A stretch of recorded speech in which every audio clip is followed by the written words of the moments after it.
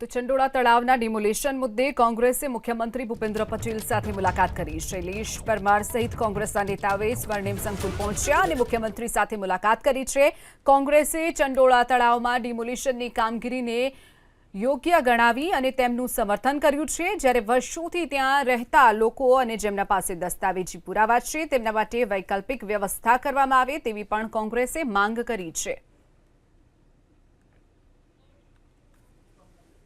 રાજ્યના મુખ્યમંત્રીશ્રીને અત્યારે મેં અને શહેજાદ ખાન પઠાણે મુલાકાત કરી અને એમની સમક્ષ રજૂઆત કરી છે કે ચંડોળા તળાવની અંદર ફક્ત એક જ ધર્મના લોકો ત્યાં નથી રહેતા।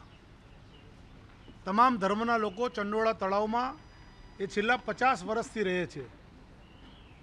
રાજ્ય સરકાર દ્વારા ચંડોળા તળાવ જ્યારે કોર્પોરેશનને સોંપ્યું છે ત્યારે ચંડોળા તળાવનો 100% વિકાસ થવો જોઈએ, ચંડોળા તળાવ ડેવલપ થવું જ જોઈએ। એની સાથે અમે ડિમાન્ડ પણ કરી છે કે જે પણ 50 વર્ષથી વધારે વર્ષોથી ત્યાં જે લોકો રહે છે, જે લોકો પાસે સરકારી પુરાવા છે, પાસપોર્ટ છે, આધાર કાર્ડ છે, ચૂંટણી કાર્ડ છે, રેશન કાર્ડ છે, લાયસન્સ છે, બેંકના સર્ટિફિકેટ છે, પોતાના બાળકો સ્કૂલ કોલેજમાં ભણે છે, પોતાના જન્મના દાખલા છે, આવા લોકોનું સર્વે કરાવીને એ લોકોને મકાનો મળવા જોઈએ, એ લોકોને રહેવાની વ્યવસ્થા કરવી જોઈએ એવી માંગણી અમે કરેલી છે।